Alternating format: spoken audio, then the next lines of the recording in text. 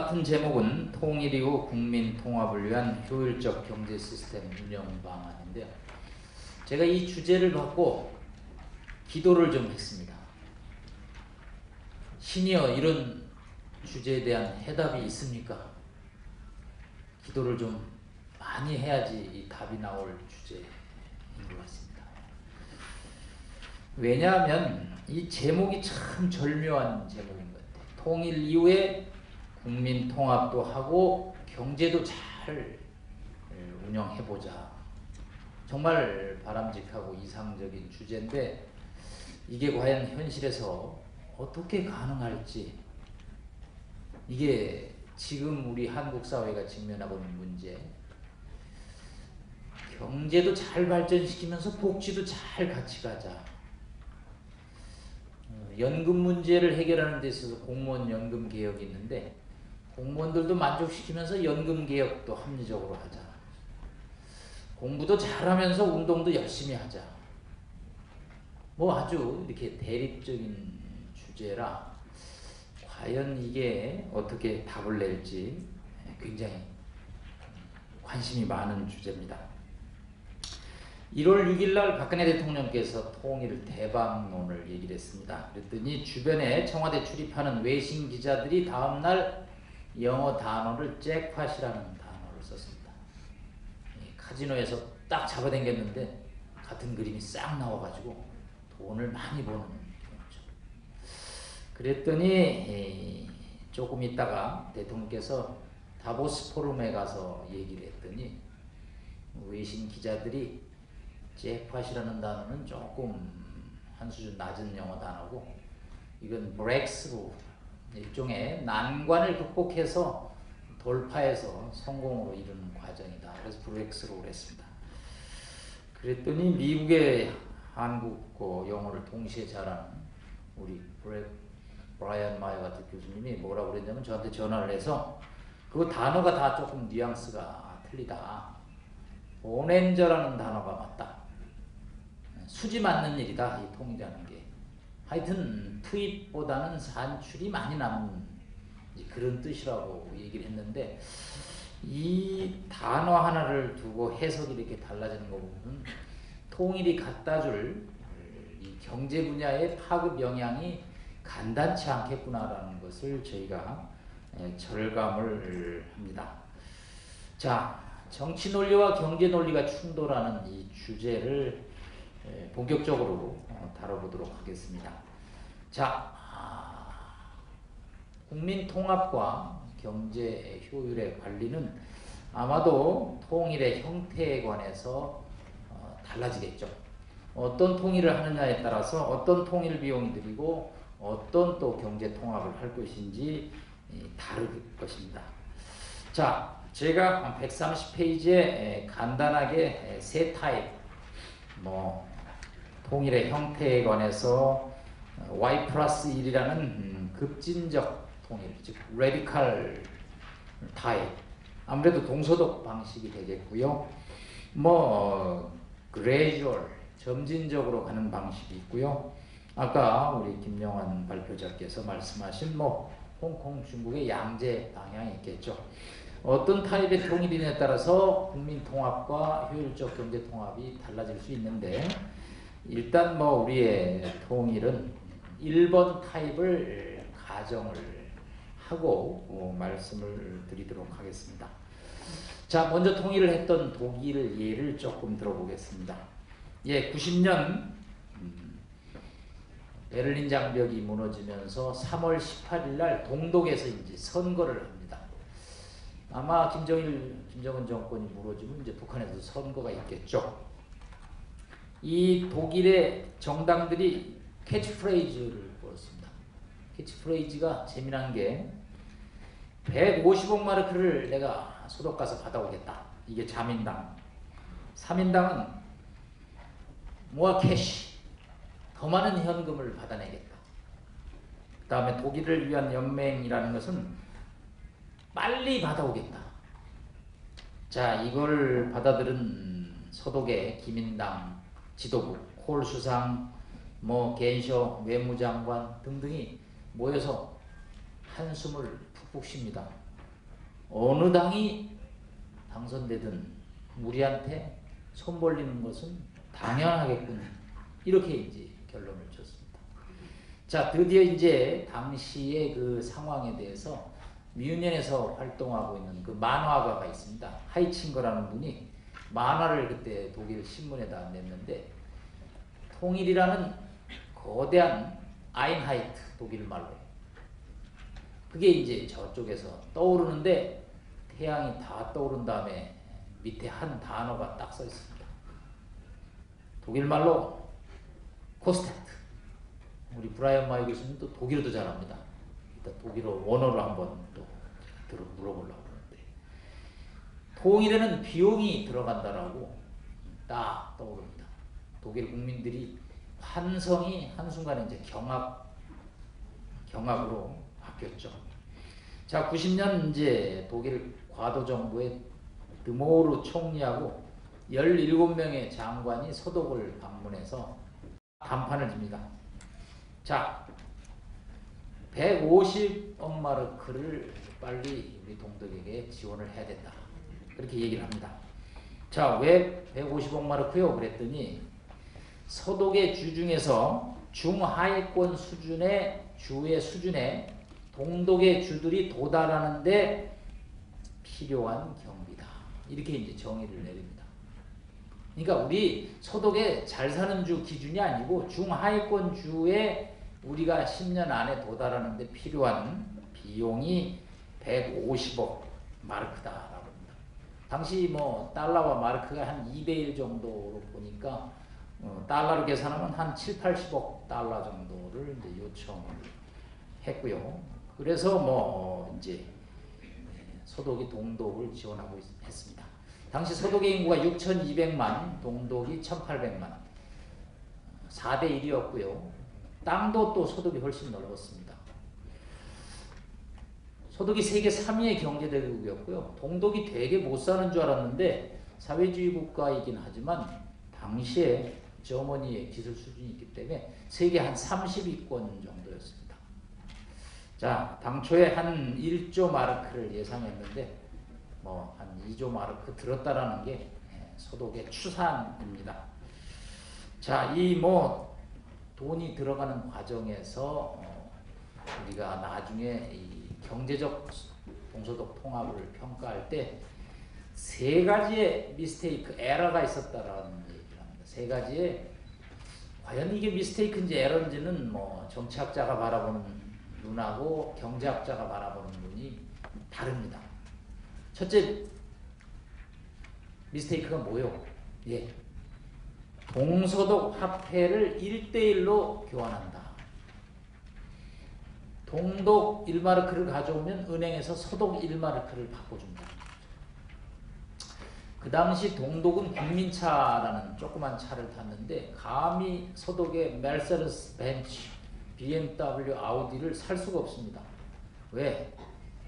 뭐 환율 격차 때문에 동독 몇 년치 월급을 다 모아야지 서독의 차를 살 수 있는데, 이게 이제 1대1로 바꿔주니까 이제 동독 사람들이 동독 차를 안 사고 서독 차를 막 사는 거죠.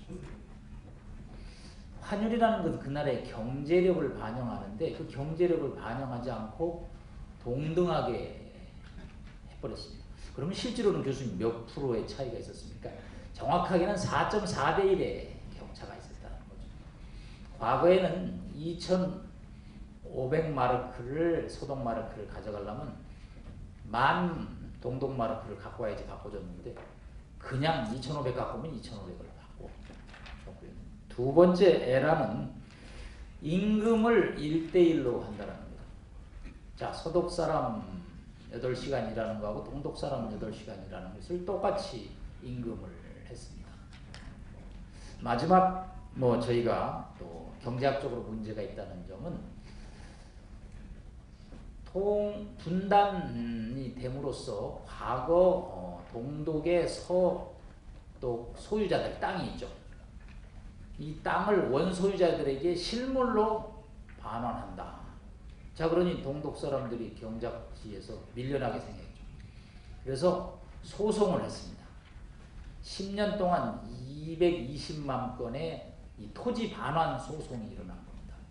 그러니 뭐 이 법원에서 매일 소송 열어서 이 땅이 경작을 하고 있는 동독 사람 땅이 맞는 건지 아니면 원소유자인 소독 사람 땅이 맞는 건지 이 이제 세 가지 문제점이 있습니다. 그래도 오리지널 점원 사람들의 저력이 있어서 이것을 20년 동안 이제 극복을 하고 올해 베를린 장벽 붕괴 25주년을 맞고 있는데 정말 앞에 그레이트라는 단어를 안 쓸 수가 없습니다. 그레이트 저먼이라는 뭐 독일 사람들의 저력이 정말 부러울 따름이죠. 자, 그러면 이제 우리는 어떻게 이 동서독의 뭐 미스테이크라고 표현할 수도 없고 그렇다고 잘했다라고 표현할 수도 없는데 이런 것을 어떻게 할 것이냐. 자, 동서독은 세 가지 정책을 취했지만 정말 그래도 동서독 간의 국민 통합은 아주 뭐 좋았죠. 물론 뭐 서독 사람이 동독 사람을 게으르다 그래서 오씨라 그러고 이쪽에서 배씨라 그러고 돈밖에 모른다라고 했지만 뭐 그 정도의 부작용은 우리가 겪을 후유증에 비하면 정말 뭐 조족지혈이라고 할까요? 크게 심각하지 않았다고 봅니다. 자, 우리 어떻게 해야 될 것인지 몇 가지 제 소견을 말씀드리겠습니다. 정말 솔로몬의 지혜가 필요한 부분입니다. 먼저 첫 번째 주제로 국민 통합을 위해서 어떻게 경제 시스템을 가져갈지에 관해서 저는 첫 번째가 이 토지 문제라고 봅니다. 북한은 1946년 3월 5일부터 26일까지 3주 동안 랜드 리폼, 토지 개혁을 단행함으로써 오늘날 협동농장의 토대를 마련했습니다. 제가 북한 영락교회 북한 선교학교 자문교수를 했는데 명동의 그 영락교회 가시면 할머니 할아버지들이 이제 많습니다. 그분들이 다 신의주에서 교회를 이렇게 해갖고 서울에 내려왔죠. 강의를 하거나 뭐 얘기를 하면 할머니 할아버지들이 나중에 손들고 질문하는 게 있습니다. 남 교수, 내가 이거 땅 문서 만들고 이거 밤에 야반 도주하다시피 내려왔는데 이거 내 땅 찾을 수 있을까? 그 질문 아주 많습니다. 그러면 제가 답을 합니다. 네, 할머니 할아버지 꼭 찾습니다. 절대 남 주시면 안 됩니다. 가지고 계셔야 됩니다. 그러면 이제 흐뭇해갖고 오후에 가셔요. 제가 만약 할머니 할아버지 그거 휴지입니다. 그거 못 찾습니다. 그거 당장 버리세요. 그러면 어때요? 그날로 할머니 할아버지 들어놓으면 제가 어떻게 책임도 못 집니다. 자, 그러면 실제로 교수님 저 찾을 수 있을까요? 네, 간단치 않습니다. 첫 번째, 북한이 뭐 분단 내년에 광복 70년인데 거의 뭐 70여 년 동안 그 땅에서 농사를 지어서 경작권을 행사하고 있죠. 그 다음에 북한은 토지정리라고 해서 논둑을 허무는 경지정리 사업을 수십 년간 해오고 있습니다. 왜? 경지면적 규모가 너무 작으니까 이걸 대규모하게 해서 논둑을 막 밀어붙이거든요. 과연 내 등기부등본 갖고 와서 내 땅 지번을 찾을 수 있을지 법적인 분쟁이 많이 있을 거라고 봅니다. 자, 그러면 이거를 원주인이 갖든지 북한 주민의 이용권을 하든지 어떻게 처리할 것이냐. 동서독에서는 해결책이 트러스트 펀드, 기금을 만들었습니다. 정부가.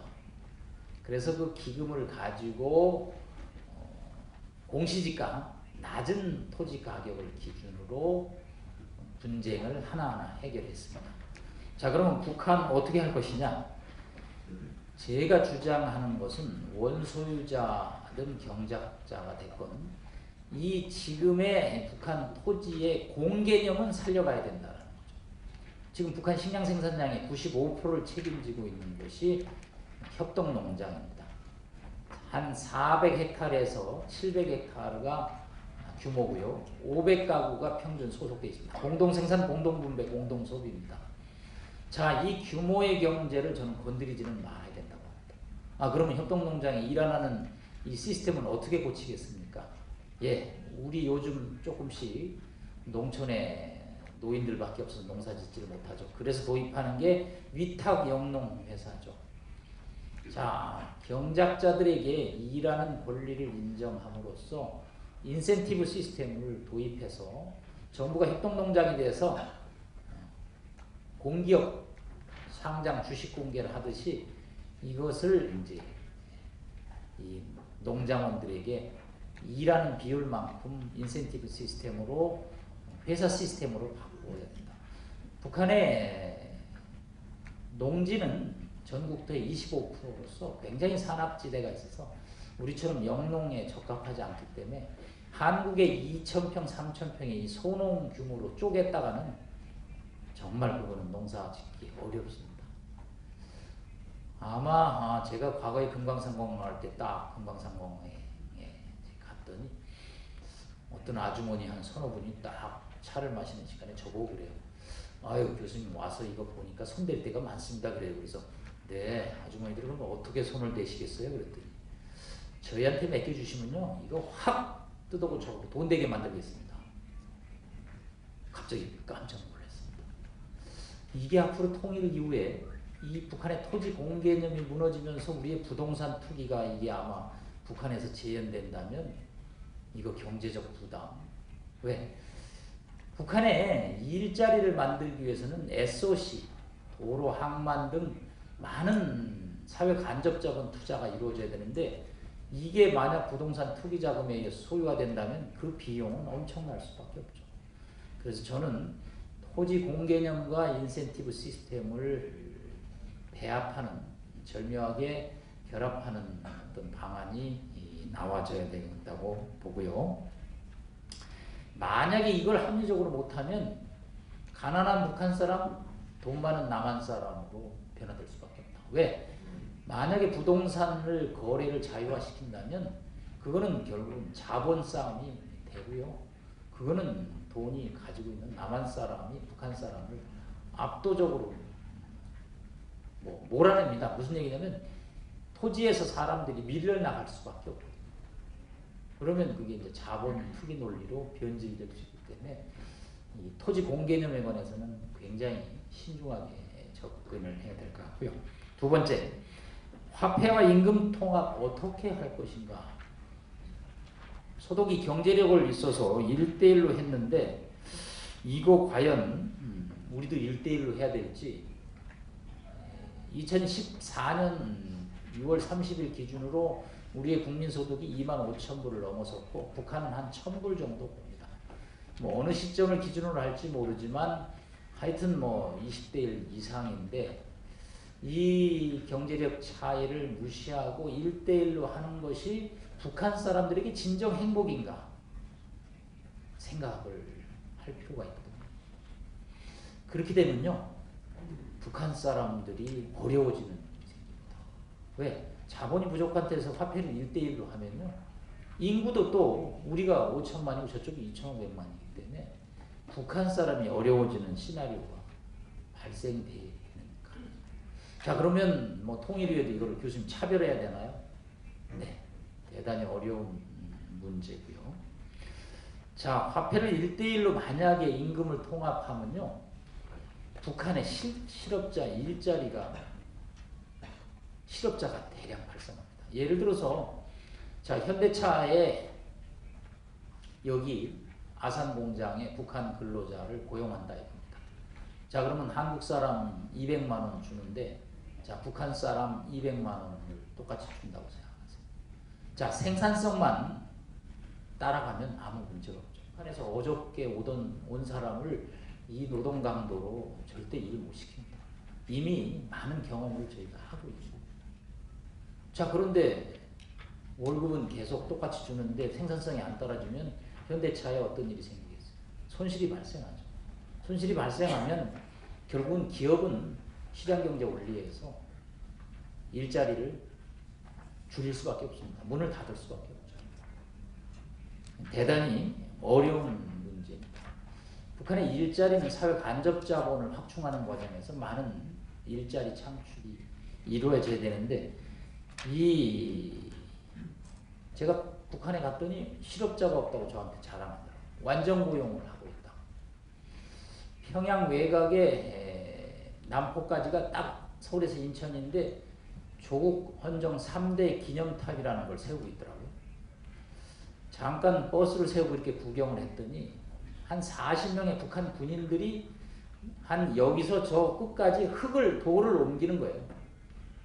그런데 시간 40명의 사람들이 정말, 그래서 제가 물었습니다.